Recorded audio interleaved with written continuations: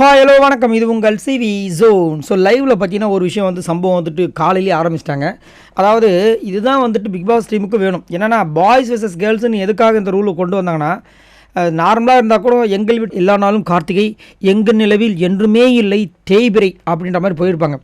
இப்போ boys versus கேர்ள்ஸ்னு சொன்னதுனால சும்மாவே கொஞ்சம் அப்படி இருக்கும். இப்போ கிளறி விட்டா மாதிரி. அதனால் பாய்ஸ் எல்லாம் சேர்ந்து கேர்ள்ஸை தாக்குறதும், கேர்ள்ஸ்லாம் சேர்ந்து பாய்ஸை தாக்குறதும் நிறைய விஷயங்கள் வரும். அதில் ஃபஸ்ட்டு விஷயமா என்ன பண்ணியிருக்காங்கன்னா, இப்போ கேர்ள்ஸ்லாம் உட்காந்துருக்காங்க. இப்போ நம்ம தீபக் சொல்கிறார், இந்த பாருங்கம்மா, பிளேட் எடுங்க வேணான்னு சொல்ல, எடுத்தோமா சாப்பிட்டோமா அதில் இருக்கிற குப்பையை டஸ்ட்பினில் போட்டோமா அதுக்கப்புறம் அங்கே வச்சோமான்னு இருக்கணும். அங்கங்கே நீங்கள் வச்சிடுறீங்க. நாங்கள் கழுவுற டைமில் கரெக்டாக வச்சிட்டிங்கன்னா பிரச்சனை கிடையாது. அதுக்கப்புறம் மீறி வந்துச்சுன்னா அப்புறம் ஃபஸ்ட்டு நாள் செய்வோம், 2 நாள் செய்வோம், ஒரு 2வது நாள் செய்வோம், 3வது நாள் கண்டிப்பாக கெட்ட கோவம் வரும் டாப்பில்.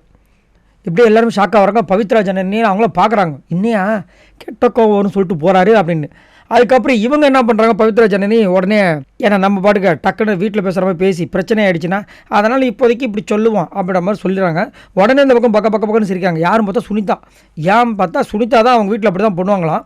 அதை சிரிக்கிறாங்க. இப்போ நம்மளுக்கு சிரிப்பாக தான் இருக்கும். அதுக்கப்புறம் இந்த மாதிரி ஒரு விஷயத்த சொல்லும்போது சிரிச்சாங்கன்னா கண்டிப்பாக மூக்கு மேலே இல்லை நெத்தி மேலேயே கோவம் வரும். ஸோ அதனால் இந்த மாதிரி மாறி வார்னிங் கொடுத்துருக்காங்க. ஆனால் தீபக் சொன்னது கொஞ்சம் நல்லா இருக்குது. அதே மாதிரி தீபக் எல்லா இடத்துலையும் எல்லா இன்ஃபர்மேஷன் கேதர் பண்ணிவிட்டு அவர் இந்த ஆங்கரிங் பண்ணுற விஷயங்கள் அங்கேயே கொடுக்குற மாதிரியே இருக்குது. கொஞ்சம் தன்மையாக பேசுகிற மாதிரியும் இருக்குது. அதேமாதிரி ஃபேட்மேன் ஒரு சில விஷயங்களை பண்ணுறாரு. அதுவும் காலையில் கூட ஒரு செம்ம காமெடி போச்சு. என்னென்னா மார்னிங் சாங் போட்டிருக்காங்க, எல்லோரும் இப்போ தக்குன்னு சொல்லிட்டு செம்மையாக டான்ஸ் பண்ணிட்டு இருக்காங்க. இவர் உட்காந்து பார்த்துட்ருக்காரு. நம்மளுக்குலாம் என்ன தோணுதுன்னா, இந்த டான்ஸையே உங்களால் ஆட முடியலையே, நீங்கள் எப்படி டாஸ்க்லாம் பண்ண போகிறீங்கன்னு தெரியலையா ஆண்டவா அப்போ நம்ம நிறைய பேர் கன்ஃபியூஸ் ஆகுறாங்க, குழம்புறாங்க.